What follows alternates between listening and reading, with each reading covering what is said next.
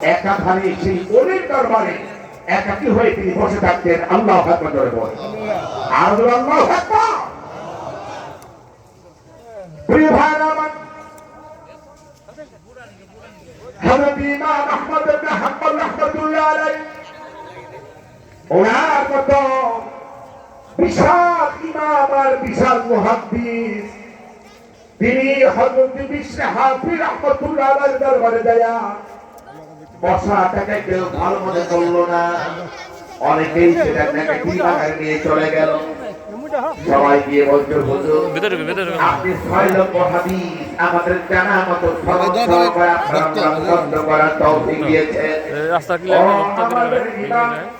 ও আমাদের সেই বিশাল মুহাদ্দিস, আপনি কেন আল্লাহর ওলির দরবারে, কেন সেই বিশর হাফিজ দরবারে আপনি কোন যাইয়া সেখানে বসে থাকেন, নীরবে বসে থাকেন, কারণটা কি? এবার হযরত ইমাম আহমদ ইবনে হাম্বল রাহমাতুল্লাহ আলাইহি তিনি বলছেন, আমার বাবারা, আমি বিশর হাফিজ দরবারে কোন হাদিস জানার জন্য যাই না, কোন তাফসীর জানার জন্য যাই না। আমি কি কারণে যাই, কেন আল্লাহ পাক আমাকে দেয়?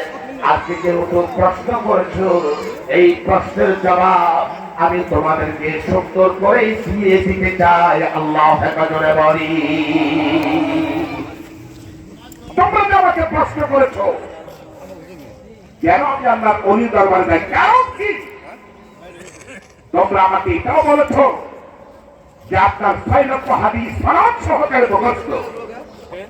আপনি তো হাদিসের জন্য কোথাও যাওয়ার দরকার নেই, আপনি তো আয়াতের তাফসীর জানার কোনো দরকার নাই। আপনার কিন্তু আল্লাহ পাক দিয়ে রেখেছেন। কেন যায়?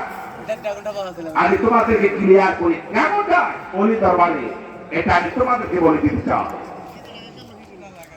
আমার ও এলাকাবাসী, ও আমার ছাত্ররা, ও আমার হিতাকাঙ্ক্ষী যারা, আমার অনুসারী যারা, আমি তোমাদেরকে পরিষ্কার করে দিতে চাই বিষয়টা। আমি হযরত বিশর হাফিজ রাহমাতুল্লাহ আলাইহির মতো বুজুর্গের দরবারে কোন হাদিসের জন্য যাই না, কোন তাফসীরের জন্য যাই না, বরং কি জন্য যাই সেটা তোমাদেরকে বলে দিতে চাই। এবার হযরত ইমাম আহমদ ইবনে হাম্বল রাহমাতুল্লাহ আলাইহি তিনি বললেন, হে আমার অনুসারীরা, আমার ভক্তরা, তোমরা সুন্দর করে খেয়াল রাখো। হযরত বিশর হাফিজ রাহমাতুল্লাহ আলাইহি আল্লাহ পাকের বিশাল একজন বুজুর্গ, ওনার সাথে আল্লাহ পাকের বিশাল একটা সম্পর্ক তৈরি হয়ে গেছে। সুবহানাল্লাহ জোরে বলি। ওনার সাথে আল্লাহ পাকের একটা রিলেশন তৈরি হয়ে গেছে, ওনার সাথে আল্লাহ পাকের একটা নিসবত তৈরি হয়ে গেছে, আল্লাহর সাথে সম্পর্ক তৈরি হয়ে গেছে। তোমরা যে আমাকে প্রশ্ন করেছো আমি কেন তার দরবারে এত ঘন ঘন যাইয়া বসে থাকি, কেন তার দরবারে এত ঘন ঘন আমি হাজিরা দেই, তোমরা জানতে চাইছ। আমি তোমাদেরকে বলতে চাই, যদিও অনেক হাদিস আমার জানা আছে, অনেক তাফসীর জানা আছে, কিন্তু আল্লাহর সাথে যেমনি করে আমার সম্পর্ক হওয়া দরকার, এরকম সম্পর্ক আমি এখনো স্থাপন করতে পারি নাই। আমার প্রিয় এলাকাবাসী, তোমরা শুনে রেখো, হযরত বিশর হাফিজ রাহমাতুল্লাহ আলাইহির দরবারে আমি যাওয়ার পিছনে উদ্দেশ্য হলো তিনি যাতে মেহেরবানি করে আল্লাহর সাথে আমাকে পরিচয় করে দেয়, আল্লাহর সাথে আমার পরিচিতি যাতে সুন্দর করে দিয়ে দেয়, আল্লাহর সাথে আমাকে মেহেরবানি করে এত পরিচিতির যখন যেন ব্যবস্থা করে দেয়। সেই জন্য আমি আল্লাহর ওলি দরবারে আমি এত ঘন ঘন যাতায়াত করি। আল্লাহু আকবার জোরে বলি। প্রিয় ভাইরা আমার, আমি আপনাদেরকে সত্য করে আবদার করে যাব, আল্লাহর ওলির দরবারে আমরা আসবো। আল্লাহর ওলির দরবারে আমরা সকাল সন্ধ্যা কেমনে করে জিকির করবো জানবো। আমরা আল্লাহ পাকের ওলি থেকে বিভিন্ন মাসলা মাসাইল গুলো আমরা জানার চেষ্টা করব। তবে এর ভিতরে আল্লাহ পাকের ওলির খেদমতে বসে বসে আমরা এটা আশা করব তিনি যাতে মাওলা পাকের সাথে আমাদের জন্য দোয়া করে, মাওলা পাকের কাছে আমাদেরকে পরিচিতির ব্যবস্থা করে দেন।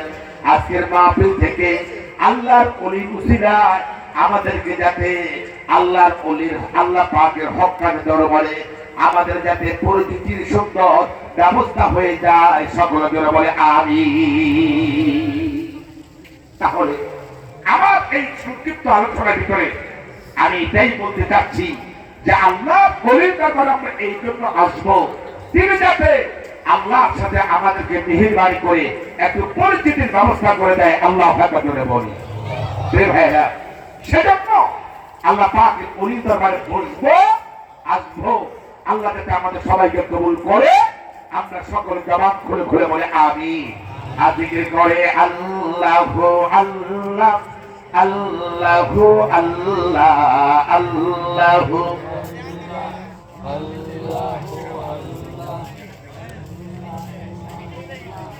আল্লাহু আল্লাহ আল্লাহু আল্লাহ আল্লাহু আল্লাহ আল্লাহু আল্লাহ আল্লাহু আল্লাহ আল্লাহ